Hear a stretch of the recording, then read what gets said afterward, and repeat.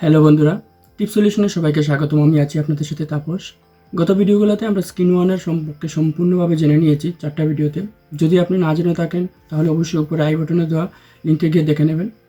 আজকের ভিডিওতে আমরা দেখব কডুলারের যে বাটন ওয়ান যে কম্পোনেন্টটা আছে তার টোটালি প্রপার্টিস এবং ব্লগিং পার্ট। চলুন আর দেরি না করে ভিডিওটা শুরু করে দিই।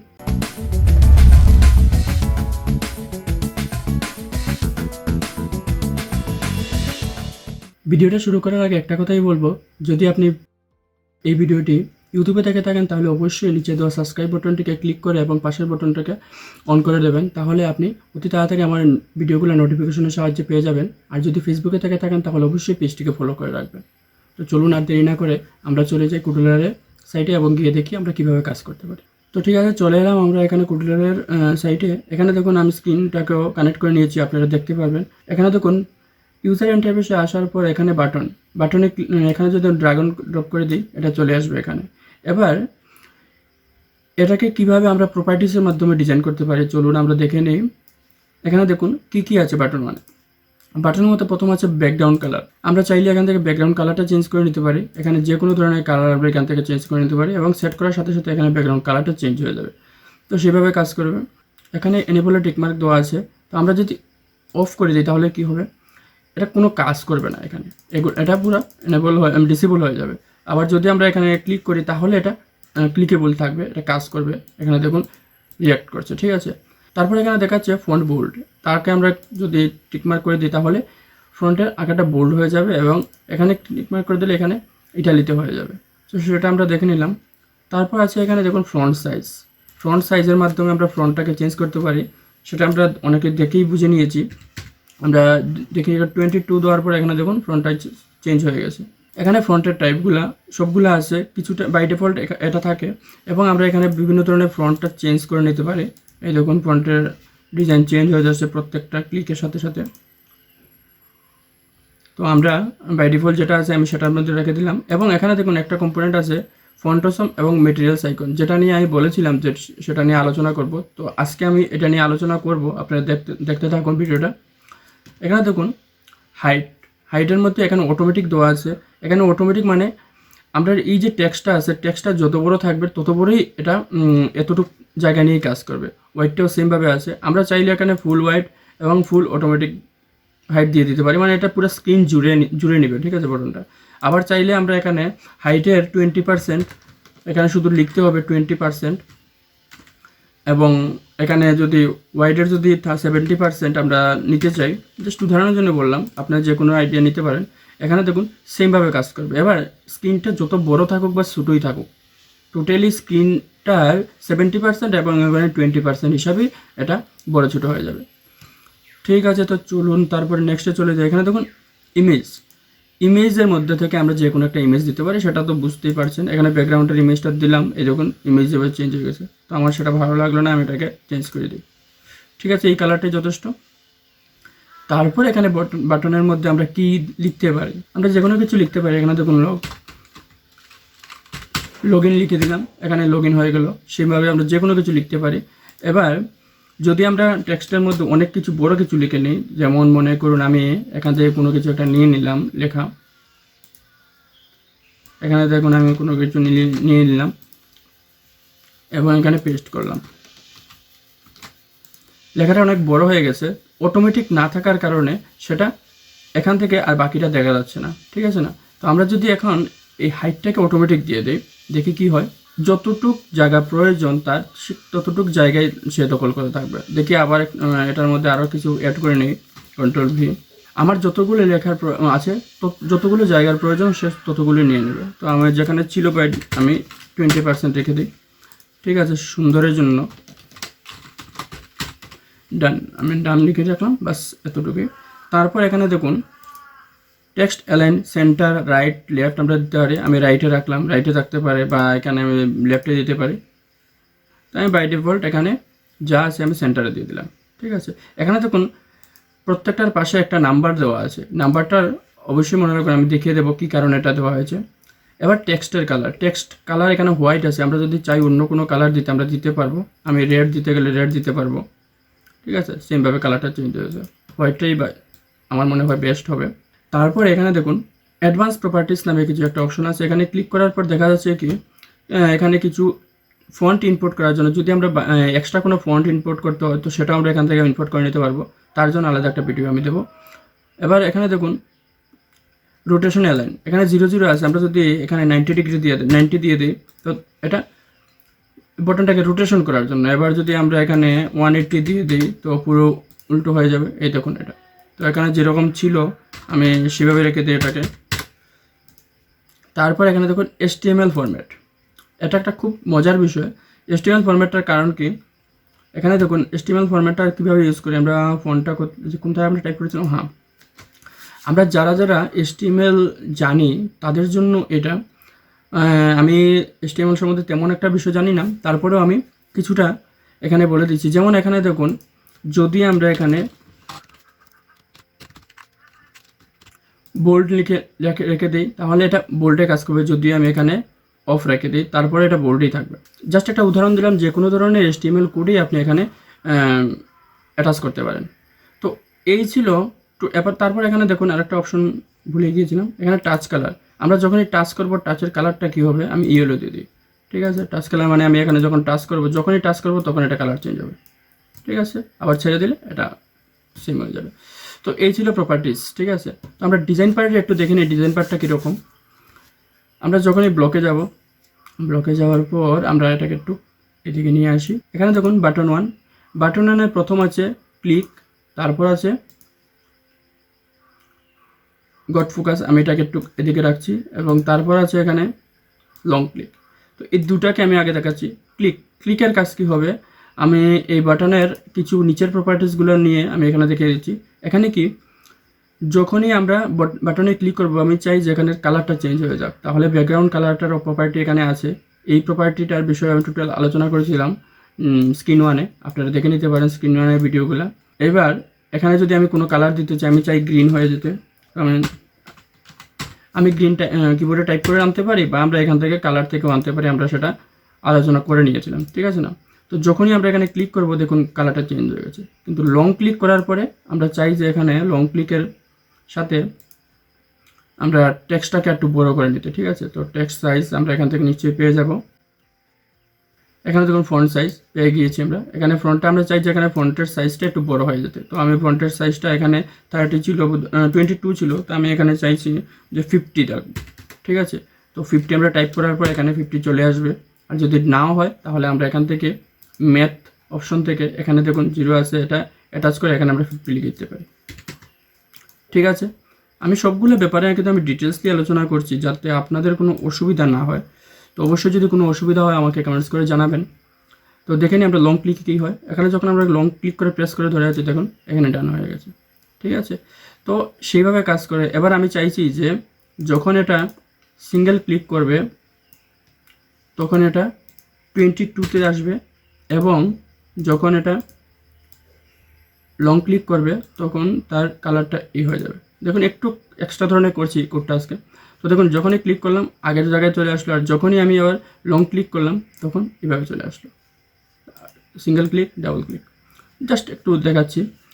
তারপরে এখানে লং ক্লিকের কাজ শেষ হয়ে গেল, সেটা নিয়ে আমরা বিভিন্ন ধরনের কাজ করতে পারি। তারপরে এখানে গট ফোকাস নিয়েছিলাম, লস্ট ফোকাস নিয়েছিলাম, এবং এখানে টাচ আপ।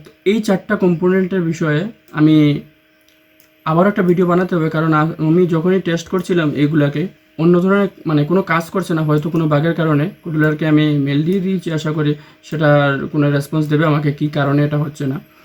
তো এই 4টা বিষয়ে আমি পরে আলোচনা করব। 2টা কাজ করছে কিন্তু সেটাও ভুল কাজ করছে। তো যাই হোক এই 4টার বিষয়ে আমি পরে আলোচনা করব, আবার আরেকটা ভিডিও নিশ্চয়ই বানাবো আমি তার কোনো সঠিক সমাধান পেলে। নর্মালি কাজটা ছিল গট ফোকাস, যখনই বাটনটাকে ক্লিক করে ধরে রাখবো তখন কি হবে, যখন ক্লিক ছেড়ে দেবো তখন কি হবে, টাচ উপরে টাচ করলে কি হবে, নিচে টাচ করলে কী হবে, কিন্তু সেভাবে কাজ করছে না, তার জন্য আমি দেখাচ্ছি না। তারপর চলে আসুন আমরা এখানে দেখুন অ্যানিমেশন। তো অ্যানিমেশনটা কী কাজ করছে চলুন একটা ক্লিক করে দেখে নিই। এখানে দেখুন অ্যানিমেশনের মতো কাজ করছে এখানে টোটালি, ঠিক আছে। তো এখানে আমরা অ্যানিমেশন চেঞ্জ করতে পারি। অ্যানিমেশনের আলাদা একটা কম্পোনেন্ট আছে, সেটা যখন আমি দেখাবো তখনই বুঝতে পারবেন অ্যানিমেশনের বিভিন্ন ধরনের নাম। তো সেটা অ্যানিমেশন আমরা কোনো সময় প্রসেসিং বারের জন্য উপরে আমরা অনেক সময় কি করি, প্রসেস বারের জন্য উপরে একটা প্রসেস বার লেগে দিয়ে আমরা বটনের মধ্যে লাগাতে পারি, সেই জিনিসটা এখানে আছে। তারপর আছে আমাদের এখানে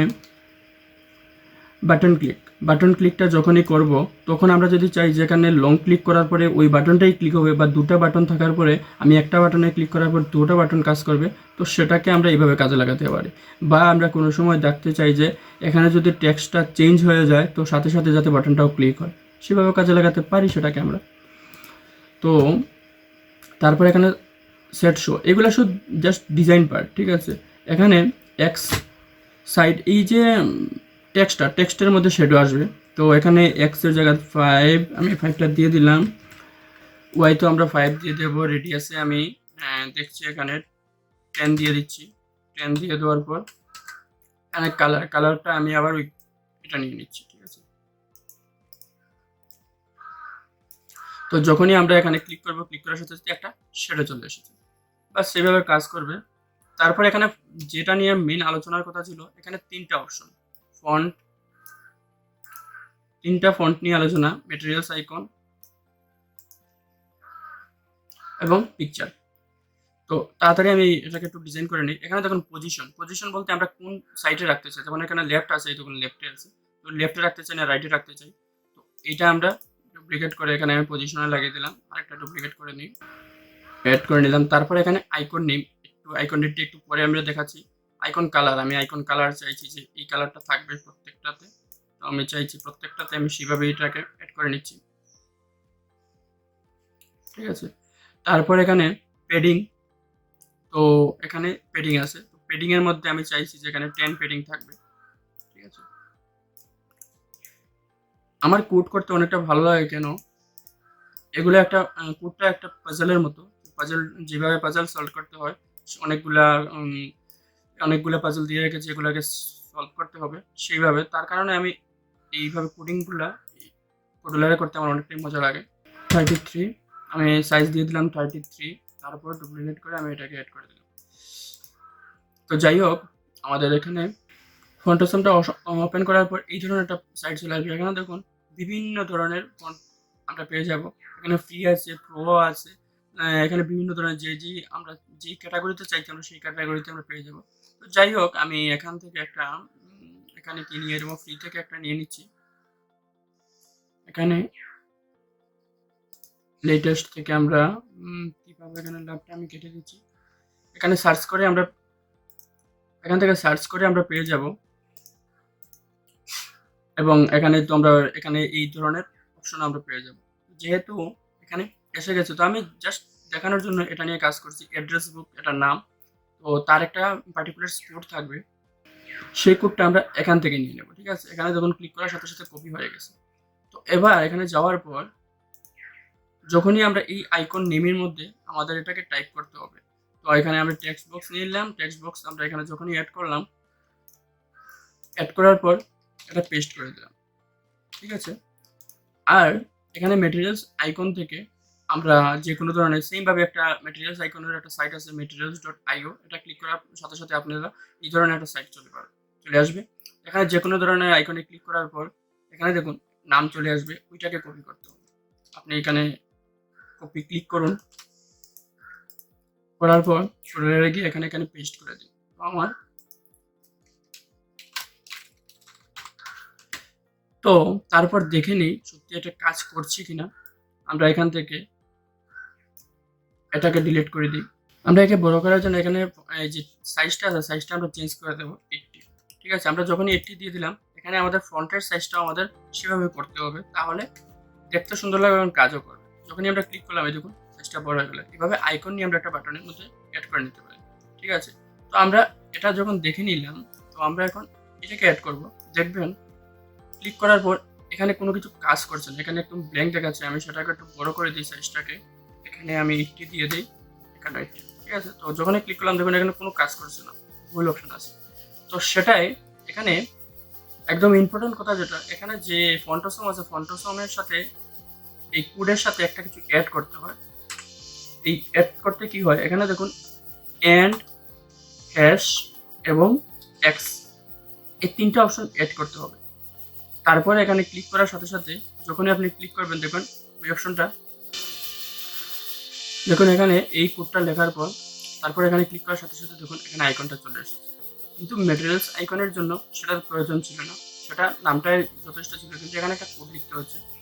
আর অনেস্টলি বলবো তো এই কোডটা আমি অনেক সময় ভুলে যাই, তো সেটা একটু মনে রাখার চেষ্টা করবেন।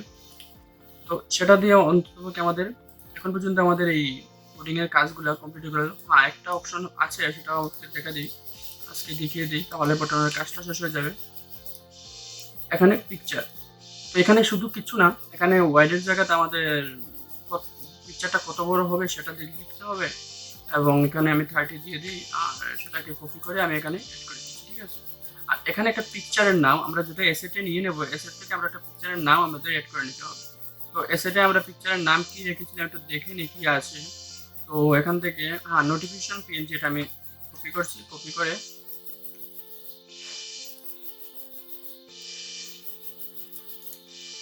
করে সেখান থেকে আমি এটা এখানে পেস্ট করে করলাম, ঠিক আছে।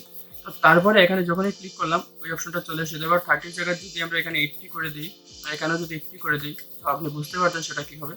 সুন্দর হয়ে গেল, টোটাল সুন্দর হয়ে গেল, এবার সুন্দর হয়ে গেল। এইভাবে আমরা বটম ওয়ানের প্রত্যেকটা কম্পোনেন্টকে কাজে লাগিয়ে এইভাবে কাজে লাগাতে পারি। এই যে গ্রিন কালারের যতগুলো ব্লক আছে সবগুলো প্রপার্টিসই আছে, বা স্ক্রিন ওয়ানে সবকিছু ডিটেলসলি আলোচনা করা হয়েছিল কিভাবে করতে হবে। এই ছিল আজকের ভিডিও। তো আশা করি বাটনের সম্বন্ধে আর আপনাদের কোনো ধরনের কোনো কিউয়ারি থাকবে না, আর যদি থাকেও তো অবশ্যই কমেন্টসে জানিয়ে দেবেন আমাকে কি জানতে চান বা কি বোঝাতে চাইছেন। আর যদি আমার এখানে কোনো ধরনের কোনো ভুল হয়ে থাকে তো অবশ্যই আমাকে বলে দেবেন। তো আজকে এই পর্যন্তই। অবশ্যই ভিডিওতে লাইক, কমেন্টস এবং শেয়ার চাই। ভালো থাকবেন, সুস্থ থাকবেন, বাই বাই।